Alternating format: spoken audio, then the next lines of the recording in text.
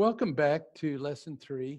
We're glad to have you as we continue our adventure in the heart and soul of a real marriage. Today we're taking and looking at the process of why we hide the way we do. And let me just take a moment to review. And as we do, we talked about the wall, as you remember. And when we get married, things seem to be fine.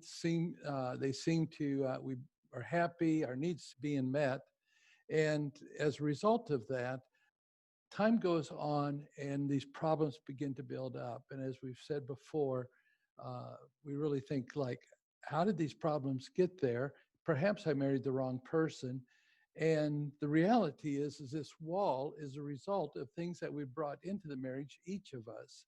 The problem isn't the wall. The problem is what is going on inside of us. And so we started to look at what are these problems, but they stem from who we are and what we bring into that marriage relationship. We also took in lesson 2 and just talked about we are created for a relationship with God where our needs are being met. And the reality is we all have needs. We long to be loved. We long to feel valued and feel safe. There's nothing wrong with that.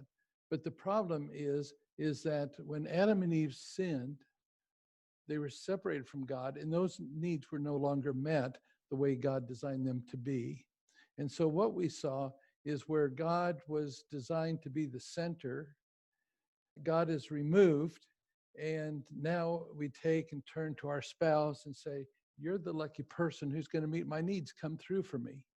And as we looked, this is the time when we really get disappointed in the sense of, you're not loving me the way that I want you to love me. And so we see that there's emptiness deep inside. And many of us, we're angry at our spouse. We're angry that they don't come through for us. And something's missing inside of us. The only answer is to go back and say, what did God design in how to meet our needs?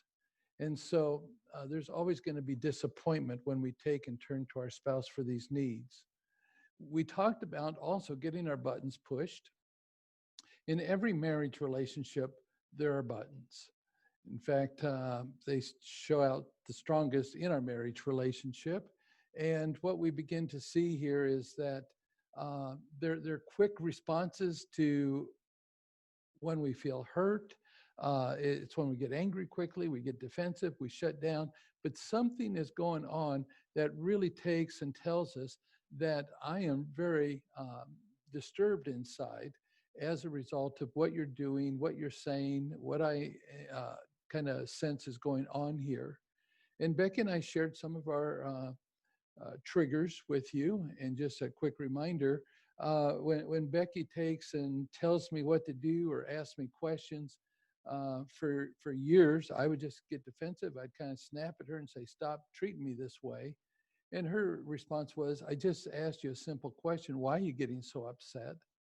And what I begin to realize is that it really comes from a message from my dad. My dad always questioned me in such a way to take and feel like something's wrong with me. I'm incompetent. And the message was from Becky is, I'm also incompetent. And I didn't realize I'm hearing my dad's voice through Becky. And so what we're doing now is just saying, so where are these triggers? Where are they coming from? We want to look deeper as we look into these triggers here. What do we do with our feelings when we feel hurt, when we're upset, feel incompetent? Do we stuff them? Do we express them? And I believe the biblical response is to acknowledge what is going on inside of us. And just to unload them on everybody, or particularly our spouse, is kind of like vomiting on somebody, and then we kind of feel better, but they're really the ones who are struggling. And sometimes we just stuff it inside, and then we kind of explode like a volcano. What we want to do is our feelings are like the red light on the dashboard of our car. And that red light says there's something going on in our engine that needs to be checked. Today, it leads us to lesson 3, why we hide the way we do. We're really not free to love the way we intended. There's a lot of things going on. And if you remember, last week we talked about the iceberg, and we looked above the water line as to how we get triggered, how we feel. And we looked at our story also, and Becky and I shared our stories with you. We hope that you did the homework for last week as to working through your story, filling out the top part of that iceberg and kind of putting the pieces together. You'll need that later in lesson 6, where we'll go back and refer to that stuff. And if you have it filled out, it will take and come together much easier for you. We're now looking at below the waterline here. Let's just look on page 34. And as we look at page 34, what we're looking at, the lies we believe. So here's how it works. We get triggered. We feel hurt. Something's going on. Some message is being sent. And it comes from our story. And that's why it's important to look at our story. And sometimes we're not really clear what's being triggered and why, but we look at it or perhaps talk with someone. As we do that, what we begin to realize is that we have believed lies about ourselves, that there's a strong impact taking place. And so the result is we're believing something. We probably don't even realize it. So the child reasons they themselves must be defective. Otherwise, they would have been loved or cherished at least better. In other words, in our stories, we might feel like, I'll just use an example here, but let's say a father takes and he leaves the family, the kids are young or young teenagers. And as a result of that, dad runs off with another woman and probably some other kids. And what would the child probably feel like? Uh, what's wrong with me? Am I not worthy of being loved and pursued? Why did you give up on us? Why are you willing to spend time with other kids that even are not even your own? And so there's strong feelings of abandonment, hurt, and usually leads to anger, which means there's deeper hurt really going on. What a child does is they always tend to take it as a personal message. Was just talking with a young couple recently, just a lot of dysfunction in the family. The mom had problems, the dad had problems, and the result was he just felt like nobody ever cared about him, nobody ever pursued him, and he kept saying, "What's wrong with me?" And I just said, there's a deep hurt, there's a deep wound there, abandonment that has taken place in your life, and with that, tears built up, and it's like I touched where some of the pain was. And what's interesting is, do you see the message that something is wrong with me, that I wasn't worthy of being pursued? And that's what we all do here is we begin to say something is defective on my part here. In your notes, it says this causes a child to develop an inner sense of fear, shame, feelings of being alone. It sends a lie, a message that something is wrong. So Becky and I want to just take for a moment and share some of our lies with you that we believe as a result of what's happened. So mine are, as you look at the list, and I'll there's a few of them listed on the screen here, but the ones for me is I am not competent. I don't have what it takes. Down at the kind of the lower end, I am wanted for what I can do and not for who I am. In other words, I don't feel like I'm worthy of being pursued just for me, but rather what I can do for someone, how I can help them. On the other side, I am never good enough. I am only worth what I can do, and I am somehow defective. Those are a few. If I spend a little more time, there's probably different versions that would take place here. How about on your part, Becky? Well, I marked, I can never get it right. I'm wanted for what I can do, not for who I am. And out of my story, I put, I am stupid. I'm a fool. I'm never good enough. I'm a failure. I don't fit in. Looking at these, they're powerful in the way that we look at ourselves. I'll give an example. From time to time, I'm asked to preach at our church. And this is several years ago, probably, I don't know, I'm thinking back probably 6 years, 7 years ago. And on one particular Sunday, I was asked to preach, and I was preaching from Ephesians chapter 2, the love of God. And I was just deeply convicted by the message that was and the words from the passage there. And as I shared, I just began to realize that this is touching my heart. And so I taught with, or I preached with passion as I talked.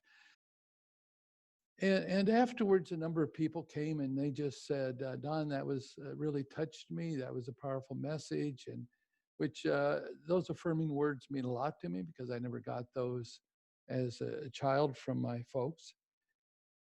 I even got an email. I got a letter a few days later just appreciating it. But that Sunday evening, the youth group met, and our son Andres was in the youth group, and he comes home from the youth group that evening and says, Dad, we talked about your sermon this morning. And of course, the interesting question was like, well, what did they say? And he said, well, they liked it, except this one person, adult, said, well, Don told too many stories. As a result of that, when he said those words, it was like a knife stabbed in my chest. Just the hurt, the disappointment that someone was not pleased with my message. It was probably one of my better ones. And all of a sudden, I start beating myself up like, see, I'm not good enough. And I thought, you know what? Nobody asked him to preach. So what right does he have to take and to say something about my preaching? And then I said to myself, this is over a process of a few days here. And I said, you know what? If that's the way people feel, I'm not going to preach there again. I'm done. And then I thought, well, that's so immature, and it's like, Don, why are you struggling with this so much? And I begin to realize I'm believing a lie about myself that I'm not competent. I don't have what it takes. See, someone is disappointed in me. Here's the point. I let the message of one person dictate how I was going to feel about myself and bringing out those old lies instead of listening to the other people. And I would say probably there was something like 8 or 10 positive comments that were communicated. I didn't care about those. I cared about the one negative one. And I allowed that to just begin to take and have control over me. And that's what we do very often is we're believing those lies that lie deep inside of us. How do you feel about the lies that you believe? Or Put me on the spot here. Um, well, it it's so easy to go there, you know. I mean, I know who I am in Christ and what He feels about me, but yet when something happens, it's so easy to just believe it and go there and wallow in it, even. yeah, I appreciate what you said. It's so easy to go there. I think many times we go there and we don't even realize we're going there. And it's not until we take the time to really think through, why is this affecting me so strongly? What's going on inside of me? We're looking below the iceberg here Hmm. that really begins to say, hey, there are deeper things that are going on inside of me.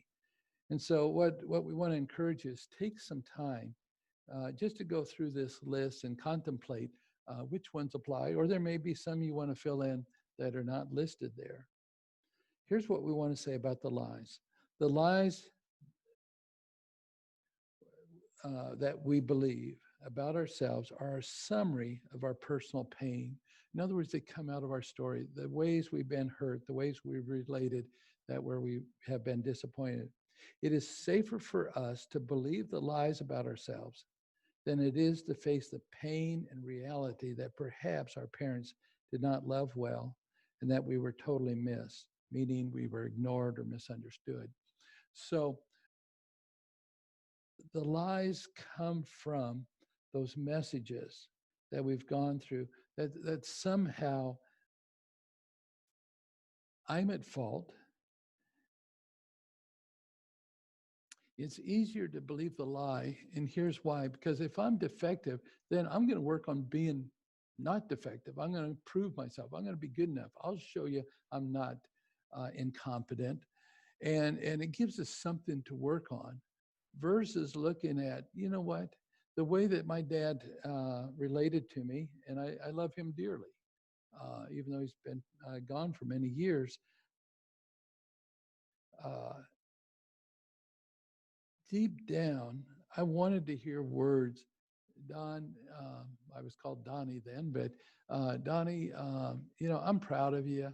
You have what it takes. You do a good job. I know sometimes you struggle, but I'm here to help you. Versus, I never got any input working alongside. Rather, it was, here's what you're doing wrong, or no message at all, no message of praise. And the reason he gave for that was, as I shared earlier, is that I don't want you to get a big head.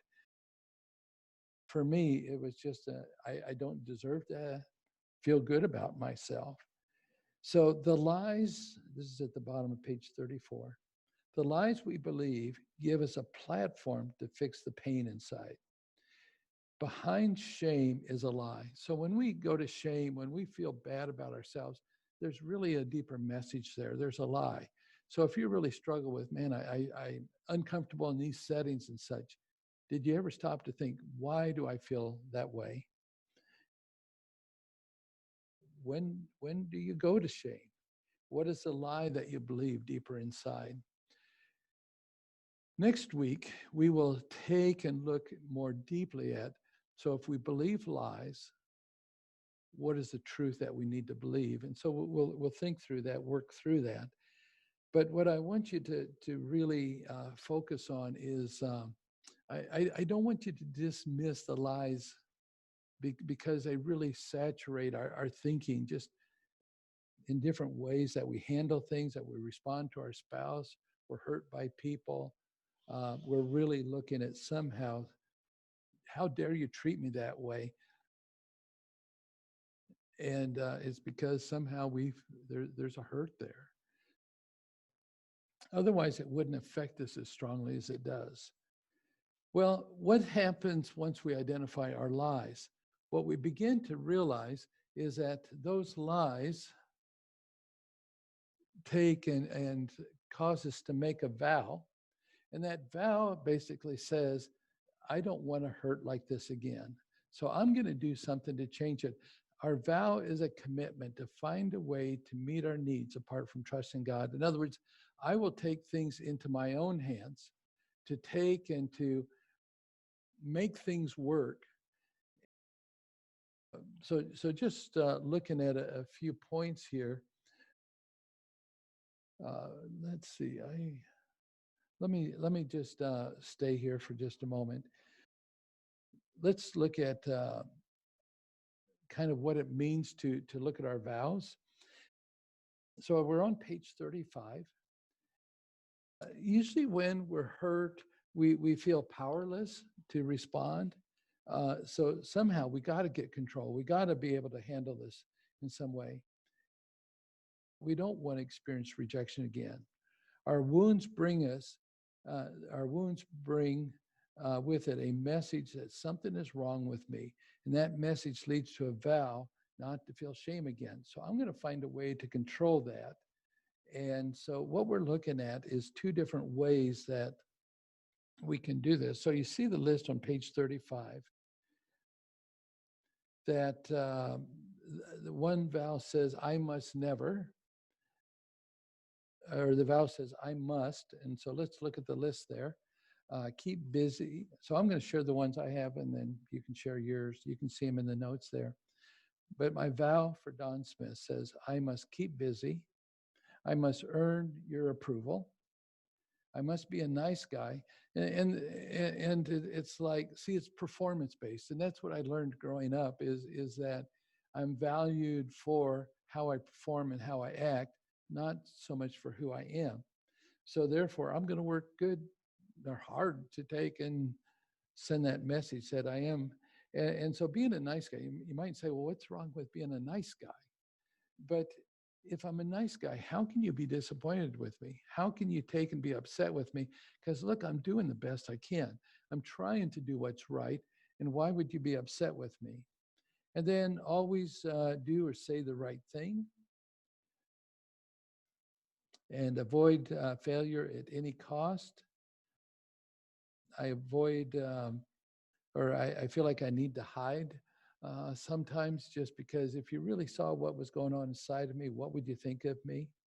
So there's that side, but also there's the opposite side, which says that for Don Smith, my vow is to tell myself I must never let anyone know my heart, never take a risk. And so you might say, what's wrong with a risk? Well, you see, if I take a risk, I might fail in some way. So I need to make sure everything is going to work out, count my ducks and line them up and do things in such a way to make sure they will work out. And as I do that, um, the risk of failure is minimal and I won't be a disappointment to you. Or another one for me is I don't want to never be exposed as not being enough. So I'm going to go the extra mile. I'm going to do things, hopefully, to take and show you that um, I'm not a disappointment or a failure in some way. So, what do you have? Well, my vow tells me I must not draw attention to myself. I must keep busy. I must always do or say the right thing. I must always make others happy. And then out of my story, I put, I must be invisible, stay behind the scenes. I must work really hard to get it right. And my vow tells me I must never let anyone know my heart. I must never take a risk. I must never put myself in a vulnerable position. I must never be exposed as not being enough. And I must never set myself up to be in front of people. And so, you know, working towards not going to that vow and not believing the lie is doing things like sitting up in front of people and sharing. Um, so it's a work in progress. Mm-hmm. The problem is, I was talking with a couple here this last week in counseling, and I don't know, we just had a few counseling sessions, but one of the spouses said, "Well, when are we going to get this all fixed?" And I thought, oh, their expectations are pretty high, and they're expecting some results here, and it's like it's a process. It's something we keep working on. It's not like we flip a switch and all of a sudden we're going to believe the truth all the time. There's one couple working with, and basically uh, the wife said something like this. She says, "Well, I know my story, I know my lies, and I know what I do, and so I know it, and I'm working on it, so I'm fine. I don't need to go there anymore." And I would say, you know what? The reality is, I want to have a teachable heart, and so when things happen, and some things are happening in our marriage that are really difficult and she's not responding well, she's quick to blame her husband for things instead of looking deeper inside. And I think what happens is we don't realize it's a continual process. And even as we teach the class over the years, we learn things. and things pop up, and just day to day, little triggers take place. And as a result, like this morning, and Like this morning. we won't go into No, detail. triggers. Triggers took place, and we both expressed our frustration, not yelling or anything, but just it's like, oh crap, here we go. We got triggered again, and I mean, it didn't last more than probably a minute, but the point is, We're still working. we're still working on it. Yes. And And you will. And bottom line is, can we believe God and trust him and give it to him so that we're not triggered as often, or we're able to identify quicker that that's a trigger and it's really a silly argument. yeah, I wish it didn't happen Yeah, so easily or quickly, I but know. it does. So the vows we make lead to a self-protective style of relating. In other words, I'm not going to allow you to get close to me or to hurt me that way. We're committed to protecting ourselves first, which as a result, we're not really free to love our spouse the way we should because I'm going to protect me. And so it's really a process here where my welfare is the number one thing here. Um, and we don't even realize how much it controls us. Our vow can be seen as a commitment to finding a way to meet our needs apart from trusting God. And you might say, well, how is that?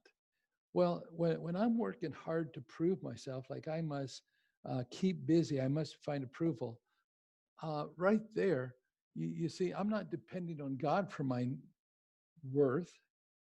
It's rather my performance. And so I'm not trusting God. And I don't say that in a condemning way. I'm just saying in a sense that I begin to realize that these needs I have deep inside, I'm finding a way to get them met instead of really resting that God is somehow enough. And I realize as we say this, there's some of you that maybe do not know Jesus Christ as your Savior, or your spiritual life is such that there's not much depth there. And it's like, but how does that happen? How does God take and meet those needs? Because I sure don't experience, I don't feel it. Next week, we're going to go into depth and look at that a little more to kind of help give you some help and some direction there. But we don't want to take and try and make our lives work on our own, because it only sets us up for disappointment. And my prayer and hope is that each of us will find some freedom in what it means to really trust God and not depend, one, believing the lies, but also making those vows that really say, I'm going to make my life work. What would it look like to give up our vows? As if we just went through the list and just picked one out, what if I didn't depend on that? What would my life look like? Probably you couldn't do it apart from really trusting God in that area. At least that's the way it is for me. So let's go to the next point, which is finding relief from our pain.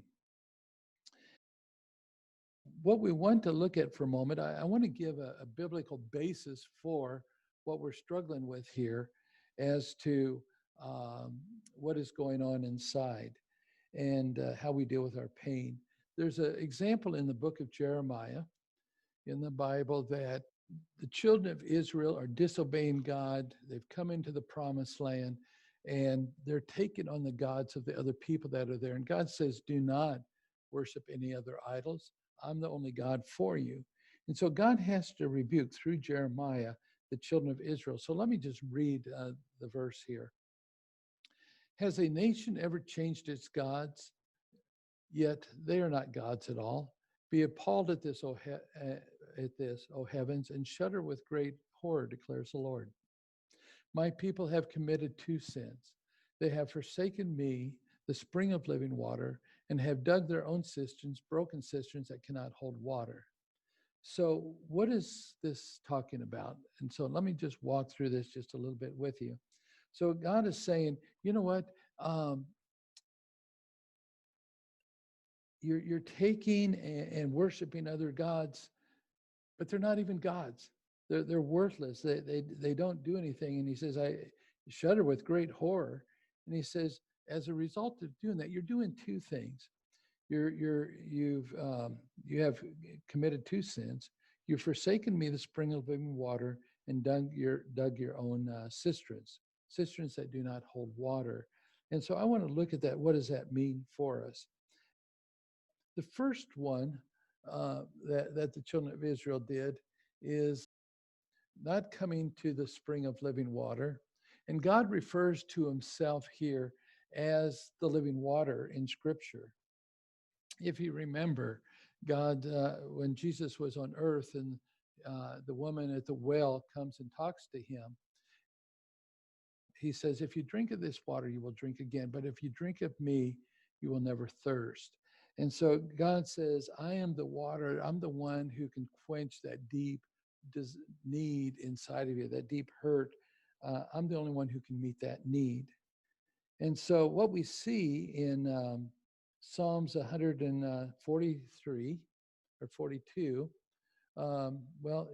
going back to our thing here, let me make a point. We need to feel valued and loved and accepted by God. And God calls this a thirst. God never condemns our thirst. He never says, Don, it's wrong for you to want to feel loved by Becky or want to feel valued or good enough.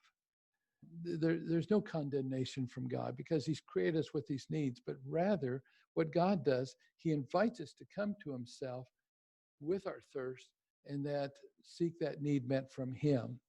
And so there's some verses here. As a deer pants for water, so my soul pants for you, O God. My soul thirsts for you. So what David is saying, Lord, you know what? You're the only one who can meet this need inside, and I thirst for you, and you're the only one who can quench that thirst. And then we see in Psalms 30 or 63, God says, O God, you are my God. Earnestly I seek you. My soul thirsts for you. My body longs for you in a dry and weary land where there's no water. And I think sometimes we go through periods of our life where it just feels like we're in a desert. And no matter where we turn, there's no satisfaction. And maybe in your marriage relationship right now, you're going through some times where you just feel like it seems like there's no hope. There's no answers for what is going on here.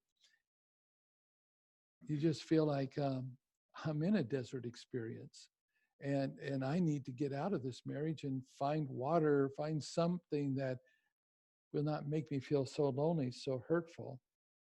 And what God is, what the David is saying here is, Lord, I thirst, and there's no water anyplace else except for you.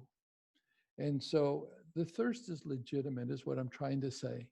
But there's only one place that can meet that need. We want to look at just how does this affect our marriage? There is no water to be found any place. Our spouse cannot give us what we long for, and our spouse was not designed to give what only God can give. And so, as we turn and look for our needs to be met, there's just a lot of emptiness and a lot of hurt there. So what we want to do is now look at the second part on page 36, which is the second sin. The first one is we thirst, but we don't come to God for the quenching. But then what God says here, he says you dig cisterns, broken cisterns that don't hold water. What does that mean? So in that time and still today, what they would do is they would take and dig a hole, sometimes put stone around it, put limestone around it, or to seal it so it wouldn't leak. And so when the water comes into it, it holds it. Or sometimes they would carve it out of the sandstone and the water would run into this. And the water would be there for a little bit, but there's times when there was cracks in that liner, so to speak, and the water would leak out. In other words, they had water for a little bit, but it didn't last. And God says you look for water in other places, but the water doesn't last. Whatever we use, whether we use affair or pornography or food or being just obsessed with um, being on our phones or internet and such, these things kill the pain, numb the pain for a little bit, but it doesn't last. And so, um, so let me give you an example. If you can just picture this with me. Let's say that today, at the moment, it's a little bit cool out, but it's supposed to be a really nice day. Let's say this afternoon we're going to go and go down to Lake Michigan, and we're going to go swimming. So I hope you brought your swimming suit. You first. No thanks. But I'm not a swimmer. I'm afraid of water. No. But we're going to go swimming and enjoy ourselves. So as a class, we take and we go down to Lake Michigan, and I'll pick on my friend Greg, who's here, and just say, so we get down there. Greg opens up the trunk of his car, pulls out a shovel, and begins to dig a hole in the sand beside the water. And of course, if you dig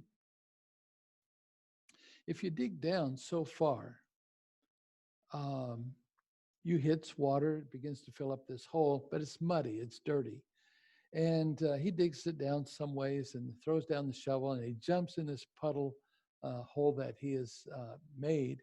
And we all look at him and just say, Greg, what are you doing in this hole here? Here's Lake Michigan, clean, fresh water.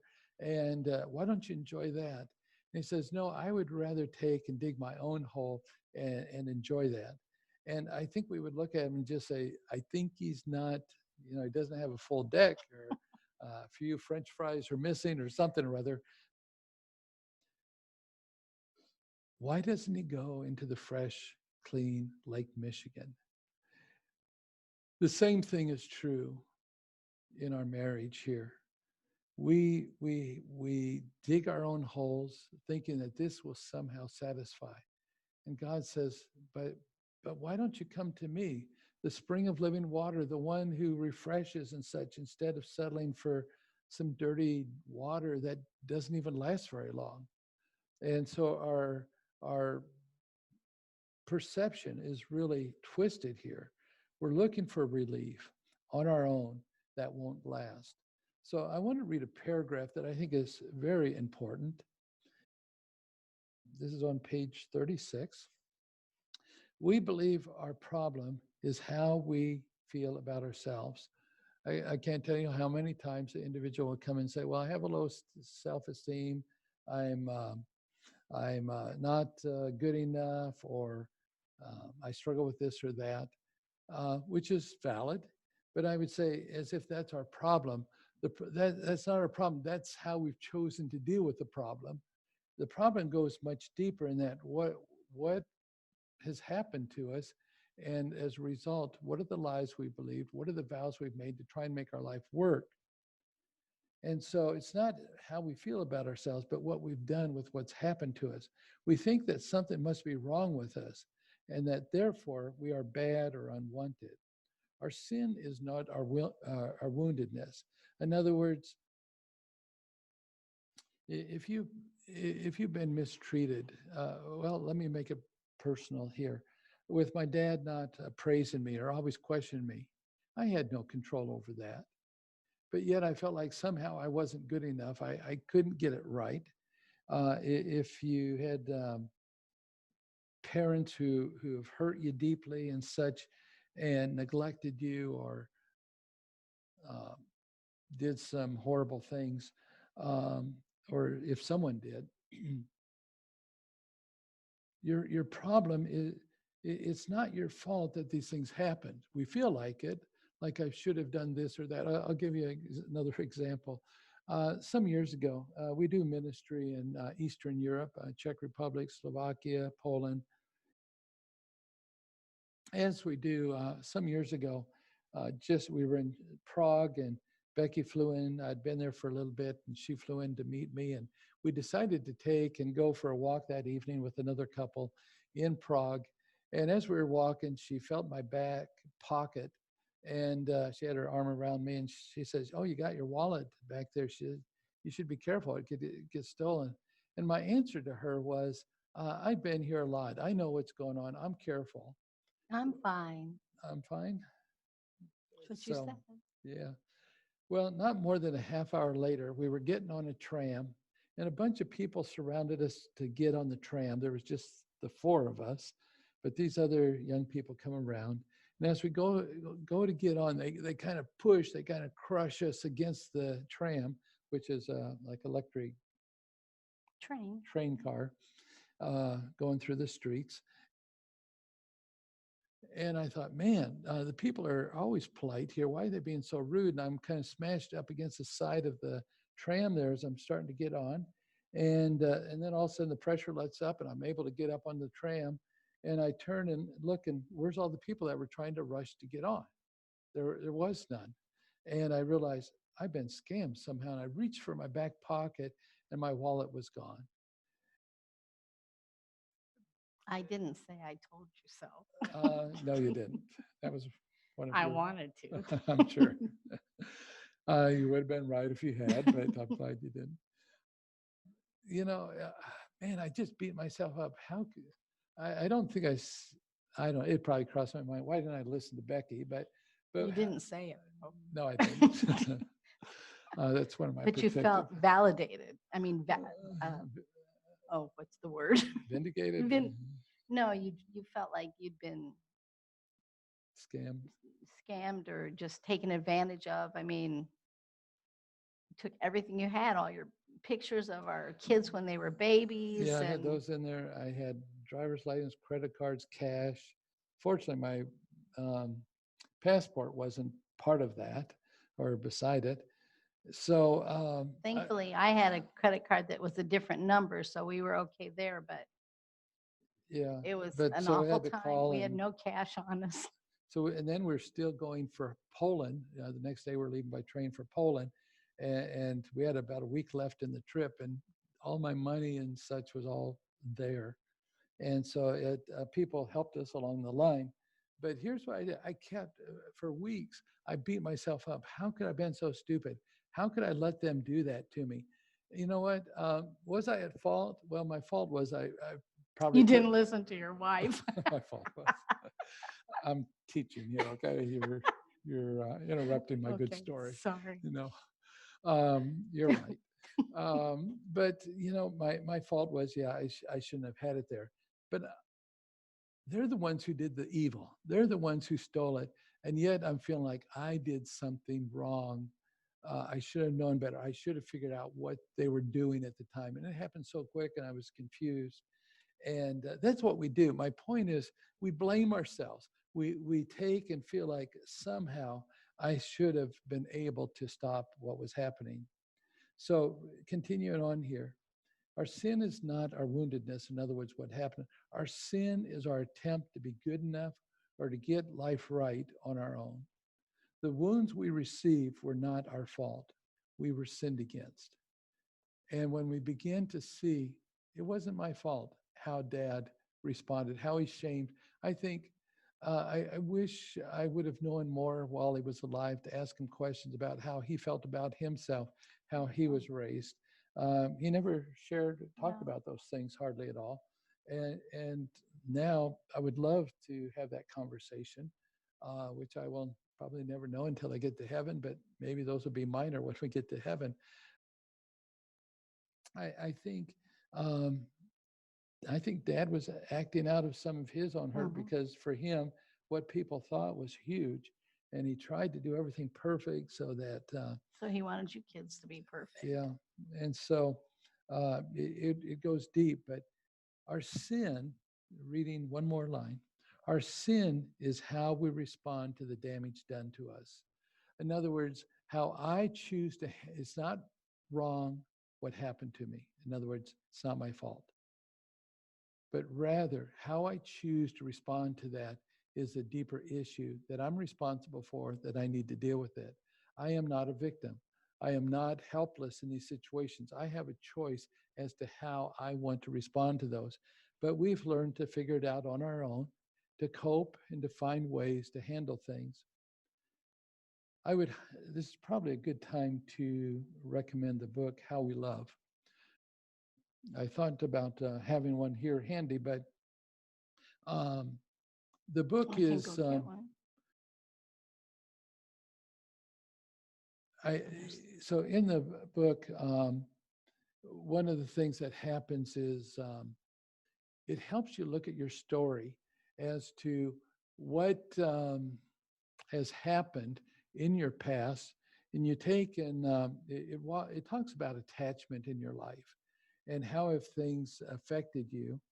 And so it's amazing how the book just appeared. Thank you, Greg. But in this book, they kind of help you look at your story. And they talk about 5 love styles, they call them. They're really wounded styles of relating. There's avoider, pleaser, vacillator, controller, victim. And in these things, you begin to say or see how you have been affected and how you've protected yourself.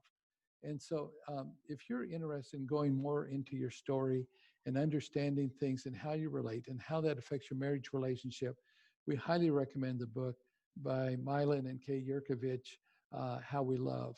You can get it on Amazon.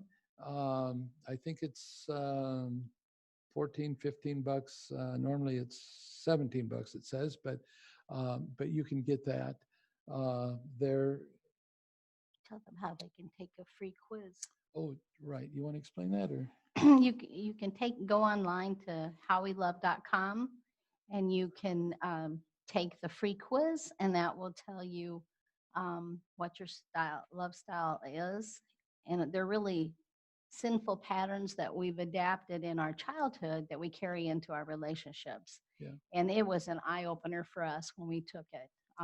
It was right on. Yeah, and the quiz is, as Becky said, is free. Mm-hmm. So it's 70 questions, yes or no, and then make sure you write down the what the different percentages are for the 5 things. Or And save it. You can save it too. Yep. And they have some podcasts there that I think a couple of them are free or something. You can buy some that goes into more explanation. But and they also have a blog that is tons of information that they do weekly. I would encourage you to sign up for their blog. They give examples. If you're on Facebook, like How We Love on Facebook, and they take and put stories on there that are also helpful. But what we want to really see here is that we have been damaged, we have been hurt. We try to find ways to cope.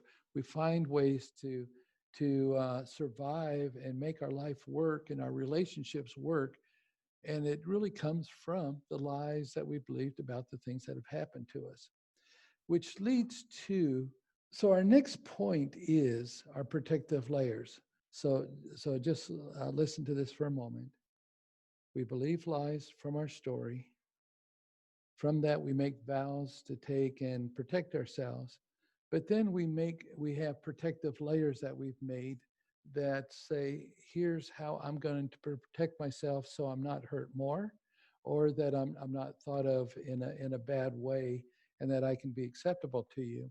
But with the protective layers here, after Adam and Eve, so let's go back to Adam and Eve here for a moment. And you remember God created them, placed them in the garden. And then in chapter 3, they take and have the serpent, Satan comes to them, and God has said to Adam and Eve that they should not eat of the forbidden fruit. And when they ate of it, they realized that they were naked. So things change. They're no longer safe. They're no longer not experiencing pain or anything.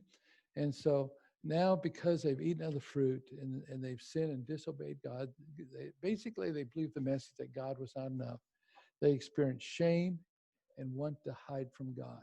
And so what we're going to do is we're going to take and look at this in a little bit deeper way. And so the first one here on page 36, well, let me read the passage here from Genesis, so we have it in the context here. And when the eyes of both of them were open, they realized that they were naked. So they sewed fig leaves together and made coverings for themselves. And when the man and his wife heard the sound of the Lord God as he was walking in the garden in the cool of the day, and they hid, and the Lord, they hid from the Lord God among the trees of the garden. So you see the two things they did. One is they sewed fig leaves. Second, which we'll look at in a moment, is they hid. They sewed fig leaves together and made coverings for themselves. It was a commitment to find some device to make them acceptable. I will manipulate things. I will make these leaves here in such a way to take and be good enough so that I can be accepted by you.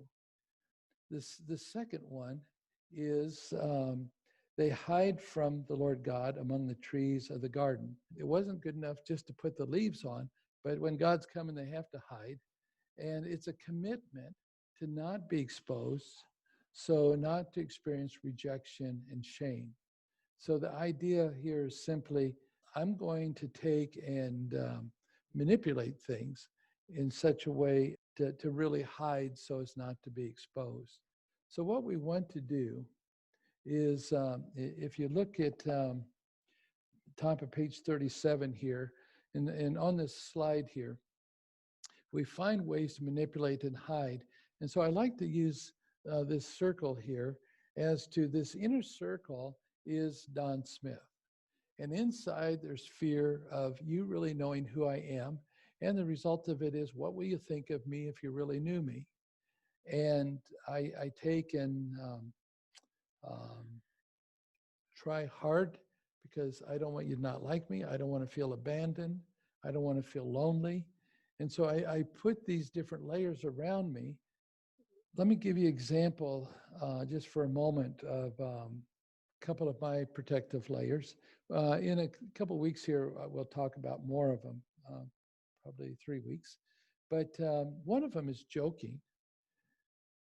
If we could say, so what are some of the protective layers? It might be hard to know, and we're going to look at some in just a moment here. But for me, joking is a way of deflecting tension, or if I feel unsafe, I can take and change the subject by laughing or making a joke. And it goes back to my story when, and I shared this last week a little bit, but when I was in school at the Indian school there, and I started school 1 year late, the school, I wasn't sure if it was all right for me to start. And so I was held from school 1 year. And then I failed the third grade because I didn't read well. Well, what effect would that have on me? And I just felt like I'm the big kid in the class who can't get it right, who can't read as good as the other kids. How do you deflect that? And what I did is I joked. And so the kind of thing was, is Don really that stupid? Is kind of the way I saw it. Or is he just joking? And hopefully they would think I was joking. And so they would excuse my struggle with reading sometimes because I didn't feel that smart. So joking is a nice way to kind of hide. Another one could be procrastinating. And sometimes we procrastinate just so that, and I would say looking at my procrastination that Becky is just fine with. No, it bothers her. But sometimes it's because I don't know what to do. But then other times it's ways that if I don't finish it or don't do it right away, then you can't judge me and say, Don, you did it wrong. Well, I haven't finished it yet. So how can you make a statement like that? So we have these protective layers that we put there.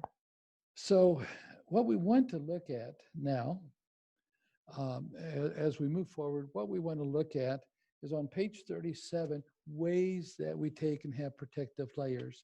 And the first way is what we call manipulation. It's ways to control our spouse to affirm that we are desirable. It's ways that we kind of are controlling. We're using things to somehow not be hurt more and find acceptance. So there's a list there. I encourage you to go through the list and mark the ones that apply to you. But the ones for me on this list is basically using shame to control, because that's what my dad did. And I know I've used it with Becky and the kids at times to take and just put a little guilt there. So hopefully they do what I want or come through for me. And the second one is exhibiting passive aggressive behavior.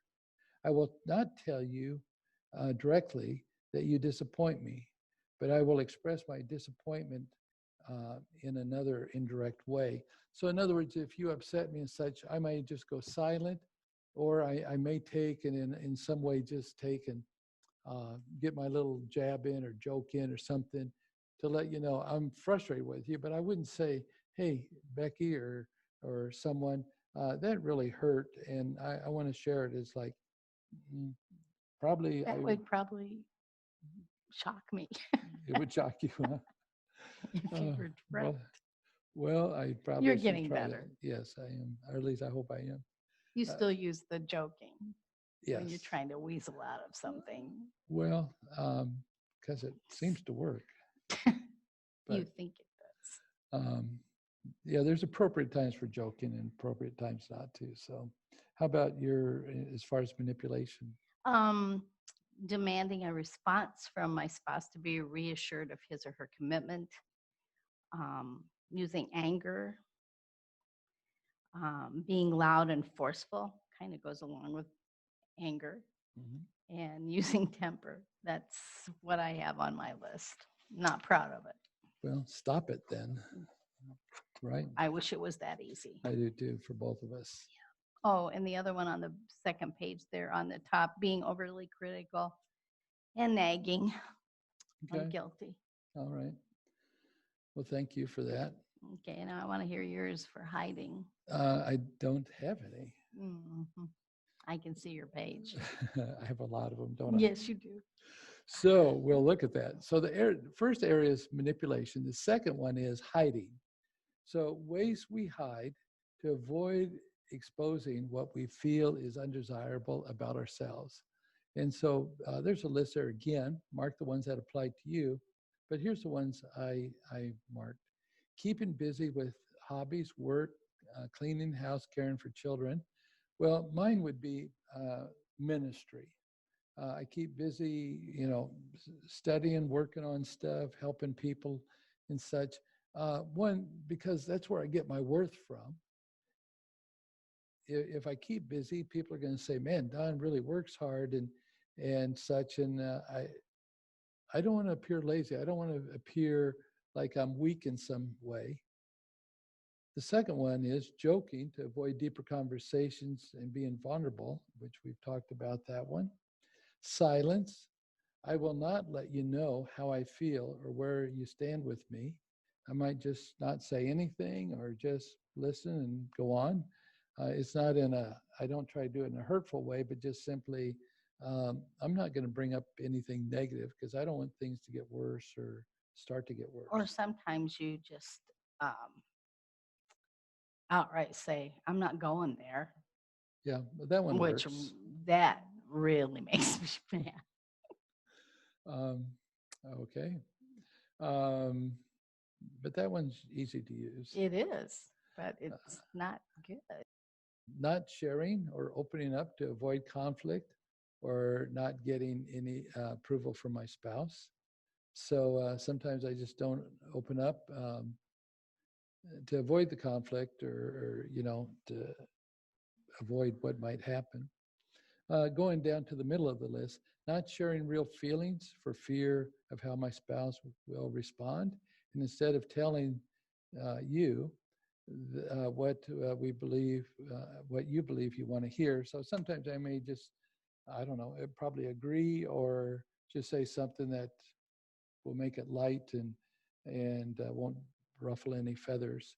Well, and I think in the early years too, I think you would not share something for fear. Well, maybe it wasn't, with the finances and everything being so tough. I think sometimes you avoided telling me truth Yeah, on where we were, which would have probably been hard, but it would have been nice to know truth instead of trying to guess. Yeah, in the early days, when money was really, really tight, we were struggling. I just felt like I'm not going to. I mean, I didn't lie, but I just didn't share with you what was really going on, because then you would just worry more, and there was enough to worry about at that time, having 5 little kids. I would shut down, pull away, not allowing myself to be vulnerable so as not to be hurt, going down toward the bottom. Being a perfectionist, I have to get it right to get approval. And so when I do woodworking, work on things, writing material and such, I just slave over it, because in reality, what I'm trying to do is get it right. So you can't find any fault, any problem. And that's why sometimes the material keeps changing, because I find something that I think can say it better. Hiding in shame, worried about what my spouse or others might think of me. Avoiding always, or anything that makes me vulnerable, I'll avoid, or makes me look bad, or conflict. Self-contempt, in other words, putting myself down. I tend to beat myself up. I probably don't do it near as what I used to, but I just used to feel like I'm not good enough. I don't fit in some way. And not acknowledging pain and feelings. For a long time, I really had trouble knowing what my feelings were, and I've had to work hard. We gave out the sheet last week. We talked about identifying your feelings, but it's hard for someone like me, who's probably an avoider or even a pleaser. We're not thinking of how we feel. We're more sensitive to other people's feelings, because we don't want to upset anybody.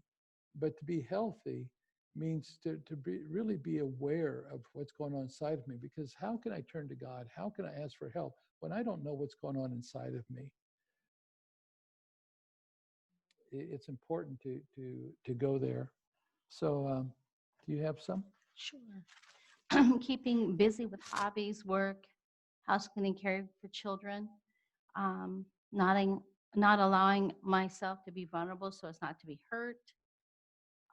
And I think we'd shared in last week or maybe the earlier week of using tears to create guilt or push my spouse away. And do I need to expand on that, even though we talked about it in an earlier class? If you want to refer to it, but it's okay. I think I'll pass. Okay. Being a perfectionist, I have to get it right to get approval. Avoiding anything that makes me vulnerable. And then one that's not on the list, but I wrote it, was sabotaging intimacy.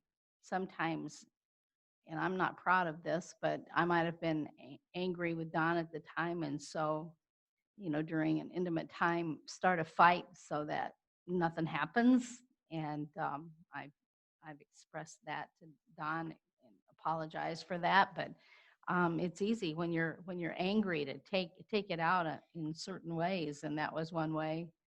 Bring up a topic that would just ruin the mood, things like that. That's what I call sabotaging, and yeah, that's one of the things I had to own. Sure. One, I want to say all of us, every couple struggles with some of these things in one way or another. And what we have to continue to work on these things. But what I do want to say is I appreciate about you, and, the way we relate, is we're willing to identify these things. We're willing to name them. We're willing to talk about them. We're willing to take ownership of them. But it took years. Yeah, it was a process. Well, for a long time, weren't even aware of it. No, but then when you are, it's really hard to own it. Yeah. When you're one of the problems in the situation. But I think that's part of growing and trusting God that I'm going to own my stuff, take a look at my stuff, because I do want a better marriage. Mm-hmm. And I think pride just really gets in the way. It does. It just sticks its ugly head out. I can think of several people recently in counseling where I point something out, and they get defensive immediately, like they know they struggle with that, but Don, I'm working on that. Well, let's talk about it. No, I've dealt with that. I met with another counselor before and we worked through that and I'm fine. It's like, so I think a godly thing would be, um, and I've said this recently to several counselees, is I'm surprised you don't invite me to enter into an area. If I bring up something and they'll say, no, I don't struggle with that. Well, I tend to see that. Nope, I don't.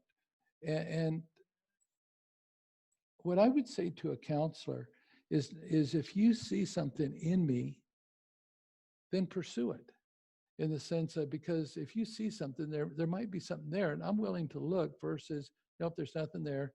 Let's go on to something else. To me, that probably indicates there is something. Now, I'm not saying I'm right, but I'm saying in the counseling, I should be able to just to say, you know what, if my spouse says they feel this way or that, I want to understand why they feel that way versus, no, I didn't do that, or you shouldn't feel that way.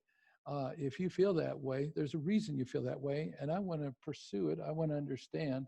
And that takes vulnerability. It also takes a risk, like where's Mm-hmm. this going to go? What's going to happen? But we have to have courage. Remember in lesson 1, we talked about what are some of the things we need to really do to go deeper. So what I just want to say is that um, we've had to take and really work on just what does it mean to be vulnerable, to talk about these things, to take risks, to ask questions of each other, and to listen. So, And I even think, yeah, take that risk, and maybe it won't go as you planned. But if you're really, truly, sincerely sincere about what you're sharing, even if it's not taken right, you know in your heart that you at least approached it. And I think the Lord will honor that, and try again. Don't give up, because maybe your spouse just isn't in the same spot you are. But as your spouse begins to see you start to own your stuff, it's going to be easier for you to want to do the same thing. Anyway, it was for me. yeah. With when I saw Don begin to own it, it was much easier for me then to say, yeah, this is what I do. And I think that's why I appreciate you sharing that. I think that's why we need to take the step whether our spouse does or Exactly. doesn't. Yep. Um, Just risk it. yeah, it's really, I'm going to do this because this is what God desires to do in me. Not I'm doing this so So you'll that, do yeah, stuff, exactly. or I want you to change, but rather I'm doing it because I want to be obedient to God. And second is I pray it does spill over into my relationship with my wife. But many times we do it for selfish reasons, like I'll work on this as long as it's going to do something in our marriage. Um, As long as you're working on something, yeah. then I'll work on something. Well, I Yeah. had someone recently in counseling. They came a couple of times. Spouse didn't want to come, and his comment was, "Well, I'm not coming anymore because she won't come." Like, but don't you want to grow and understand why she's so angry and why she feels like giving up on the marriage? Well, if she isn't here, what can we work on? And, and that's one of the reasons why I even wanted to start working on myself, because I began to see you getting the help you knew you needed, and it gave me the courage, and I saw changes too. So it gave me the courage to want to take a look at my own stuff. Yeah. I think we have to look at our motive. Exactly. Like, why am I doing this? But I can't emphasize enough that it really has to do with um, because I really desire to be the person God wants me to be. That should be number one. Well, we talked about the 2 circles, okay? The protective circles around it. But on page 39, what we have is we have 2 spouses, or yeah, 2 spouses, but me and Becky, Husband and wife. husband and wife, who both have protective layers, and we're both relating with these protective layers. And so we're both fearful of rejection and abandonment and being hurt. And so as a result of that, no one escapes these protective layers. And we all struggle with the fall and how it affects us because we've all been wounded. However, reading from the notes here, To the degree that we are committed to holding on to these protective layers is to the degree to which we miss experiencing real intimacy. So the more I hang on to my protective layers, the more I realize that I'm not free to really love Becky because I'm committed to these protective layers. And that's why I think we need to really pray and just say, God, what are you doing inside of me? And what is it that you really desire to do? Uh, because I want to be free to experience deeper intimacy. And sometimes we feel like, but I gotta hold on to these protective layers because of this or that. And I would just simply say, I'm sure there's probably some situations where you've been deeply hurt, but also in the situation,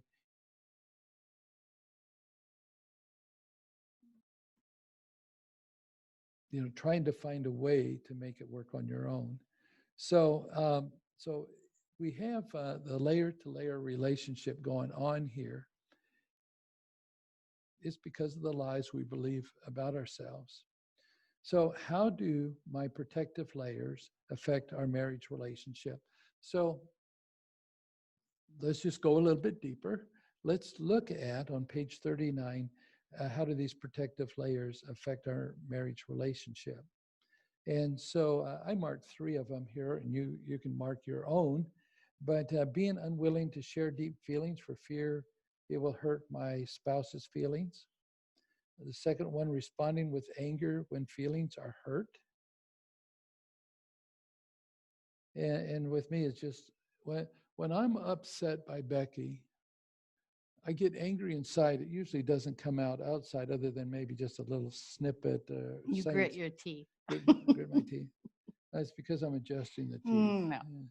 And but basically, and the next one I have marked here is using silence. I kind of just go silent to cover my frustration, anger.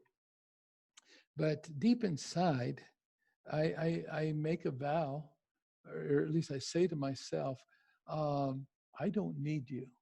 If you want to treat me that way, yeah. And by that, I'm not saying I want a divorce or I'm leaving. I'm just simply saying I can handle my things myself. I don't need your help. I don't want to relate with you, and I'll just exist here on my own. And immediately, I just like, oh, here I go again. I'm going into the pity party.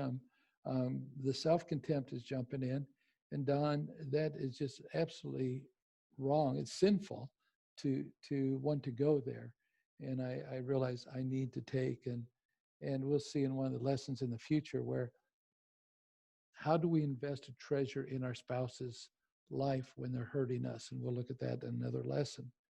So I don't know, anything you mark here? Well, I had a couple things. Responding with anger when feelings are hurt, and then keeping myself so busy with work, social events, children, entertainment, church activities, or endless chatter that no deep sharing is possible.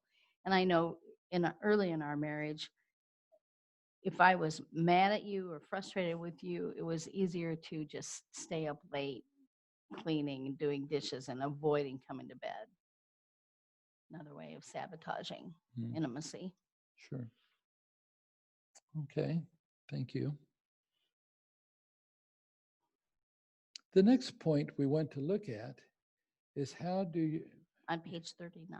on page 39, what do your protective layers cause in your marriage? So there's a list here of how the protective layers affect our marriage relationship. The ones I marked was wearing a mask, faking it. How appropriate with wearing masks nowadays. Yes. Like I'll pretend like I'm fine.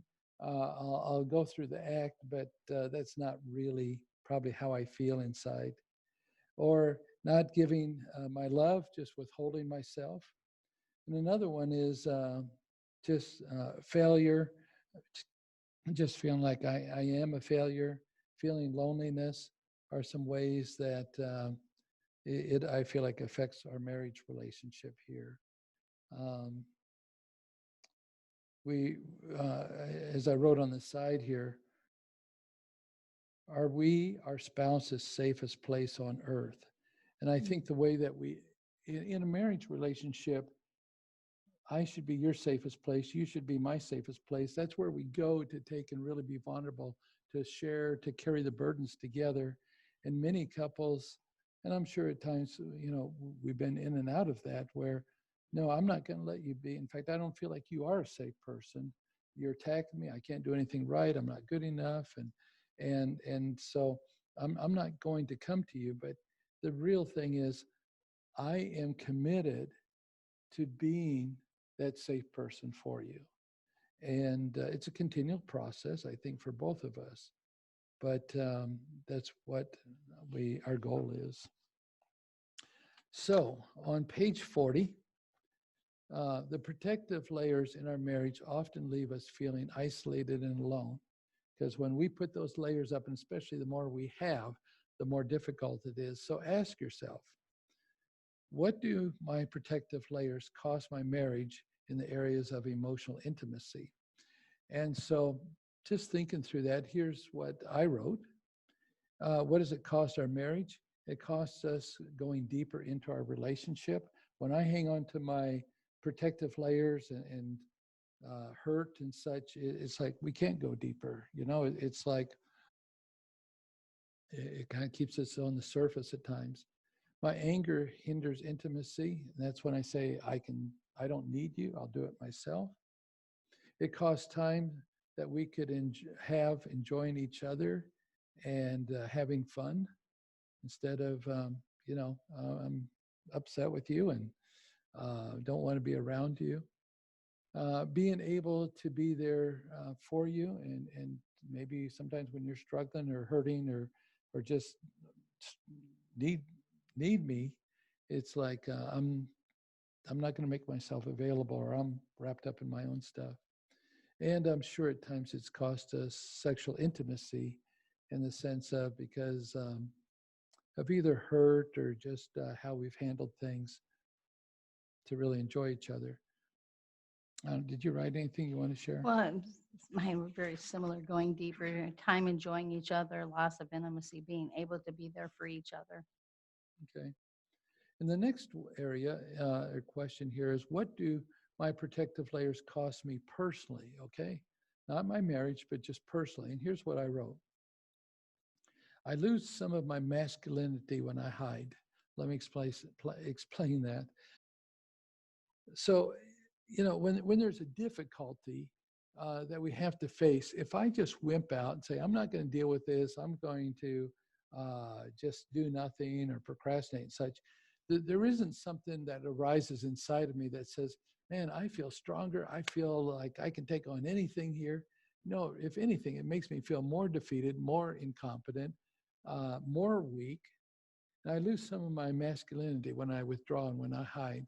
It's when I take on something that's really difficult or something that is challenging, something that's risky, which I sometimes try to avoid. But when I take it on and finish it, it's like, wow, it empowers me. It says, I want to do more. I want to give of myself. I do have what it takes. And so just to hide, to wimp out, to use my protective layers do not enhance our masculinity or femininity. The second one I wrote is, I feel like I'm living like a robot or a victim, or another word I would use for that is a poser, in that I'm kind of just going through the actions. I feel like I'm doing the right things, but there's no passion in it. My heart's in it. But at least I'm doing the right things. I kind of just, probably the strongest word for me is a poser. A poser is someone who, well, poses in the sense they pretend to be or do something for appearance, but there's nothing deeper there. The last thing I want to be is a poser. I want to be real. I want to be authentic. And the reason I want to is because I believe that Jesus Christ is real in my life. Therefore, he should make some difference. And I want that to show. I want him to have the freedom to do that. And as I teach, as I deal with our kids, as I deal with you and situations here, I want it to be the real me. Even though I may not be perfect, which oftentimes I probably am not, but Of course, none of us are. well, trying, but but but I don't want to be a robot. I don't want to be a poser. I want to be authentic. And then the last one is I think when we use the protective layers, we lose our identity as to who we are as a male or female. For me, I think the cost is it puts me in bondage. I'm usually unhappy. I'm wearing a mask. There's probably some anxiety. There's some fear. And those are the things that therefore control me. And so what I need to do, and loneliness was another thing I think I experienced when I hold on to my protective layers. That comes out of my story. It comes out of the lies I believe, the vows that I've made. That's why it's so important to look at our stories, folks. It's so important to take and say, what's going on below the waterline inside of me to really understand. Anything you want to share there? Well, it hinders my sense of femininity. When I come across harsh and demanding, I'm not, I'm not doing what God wants us to do, be one of strength and tenderness and soft and inviting. And my anger pushes Don away, and then I'm feeling left alone. And my protective layers cost me being anxious. I'm sure I could work on that a little more here, but that's what I have so far. Oh, good. Thank you. So going back to page 40, I want to read 2 paragraphs here because it says it well. We cannot develop a deeper level of emotional intimacy unless we are willing to examine the functions of our protective layers and face the fears deep inside. In other words, yes, there are things going on, but we have to face them. We have to look at them if we're really to change for our love and our relationship to go deeper. And I would say, talking with couples, oftentimes you just feel like we're more friends than we are lovers or partners committed in this relationship. And I would say it's really because we're terrified of letting go of some of the things that are going on inside of us, or we're afraid of looking at it. If it comes up maybe in anger, but the reality is that we're robbing ourselves of what could be there, and we're afraid to speak up. We're afraid to take and really say, "Here's how I feel. Can we go deeper? Can we talk and work through these things?" So until we do this, any changes we make will be artificial and temporary at best. Yeah, we might say, okay, well, let's do this or that without really looking at things. It's not going to last very long. When we commit ourselves to self-protection to avoid rejection, we have difficulty considering the needs and feelings of our spouse because the focus is all on me. And if I'm trying to protect myself and do these things and such, is there any room to really say, how's Becky feeling? What are you struggling with? And what do you need? Nope, I'm out for number one first here. So it's really hard for me to really be sensitive to what's going on inside of you. I think we're both, each of us, if we're human, we're selfish. It's all about us. Yeah. About me. This results in a demanding self-centeredness where we insist our spouse meet our needs. In other words, I'm hurting. Here's what's going on. I don't want to look at anything. You just need to come through this way for me. Usually we cannot perceive how demanding we actually are. It's like, well, they should be doing this, shouldn't they? Isn't that what God has told them to do? Or she should, or he should this and that? Well, yes, but we're basically, do we realize how demanding we are? You have to come through for me or I'm not going to be okay. Our marriage doesn't seem safe, so here's what you got to do. And I would say, what does it mean to trust God in the midst of things not going right? Our spouse not responding the way that we would like them to. And sometimes that means walking through what I would call the valley of death, in the sense of things do feel hopeless. But can I trust God in the midst of this, that somehow God is still working? God cares about my spouse. God is pursuing them. but I cannot take and fix them, but rather I'm going to trust God and love the way that I've been called to do. And in fact, we think it's quite reasonable that the way I'm trying to get you to respond, you got a problem and you need my help to get fixed, Well, I can love you. I can pray for you, which I want to make a comment here just about prayer for a moment. I don't think we spend enough time praying for our spouse in our marriage. Example. Um, I think the way we often pray, Lord, fix Becky, help her not be this or help her not do that, and such, versus, Lord, she struggles with some of these wounds and it comes up in different ways. And I know she's trying to do the right thing. And I just pray you'll do a deeper healing inside of her to give her peace, to give her healing, to just be who you designed her to be. And pray for our marriage, not, Lord, bless it so we'll be happy. No, do a deeper work. However you think that needs to take place. You have the freedom to work in our marriage, to expose things, because we want to walk in obedience. We want you to use our marriage for the glory of God. We want you to take and um, use us in a way that will encourage other couples, because what you have actually done. Given God that permission. And I think my thought is, I wonder how our marriages would be different if we prayed more sincerely and took more time to do that, and particularly prayed together with those things. Well, and I think also sometimes, we see our spouse struggling and, and we want to fix it right away. But sometimes I think it's okay for a spouse to struggle, and praying is the best thing that you can do, because I think if everything's going perfect, how much as humans do we require from God if everything is going well? So I think when we have those struggles, it forces us to look up to God. And so I think that's okay. But in the midst of that, instead of trying to fix your spouse to make them feel better and not struggle, like you said, you know, commit that time to praying and asking the Lord to work through that struggle and help them see God in the midst of that. Yeah. So we've talked about a lot today. We've talked about, well, going back to last week,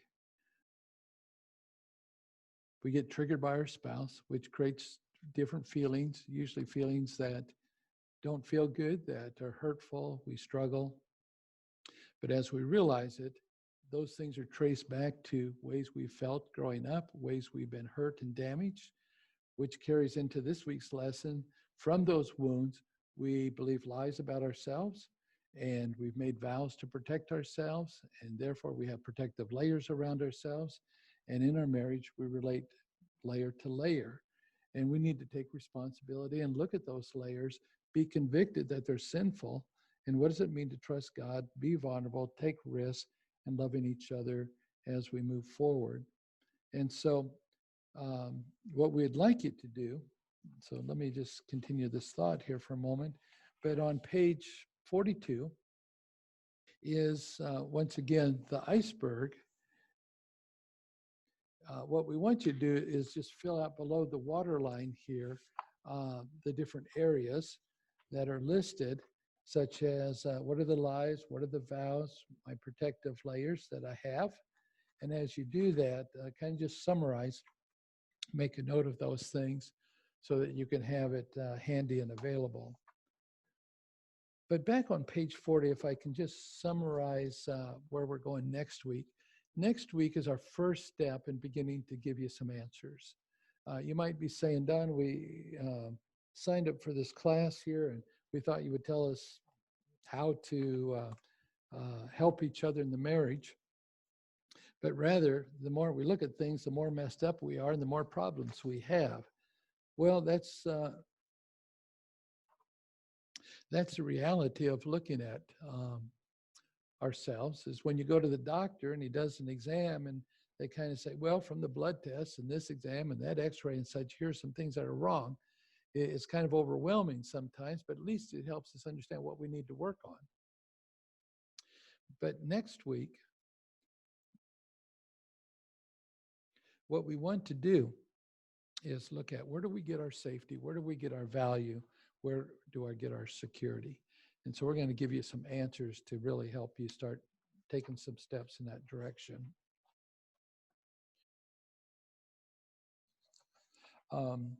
Anything you want to add here? No, I think I'm good today. Okay. Would you like to pray in closing for us? Sure.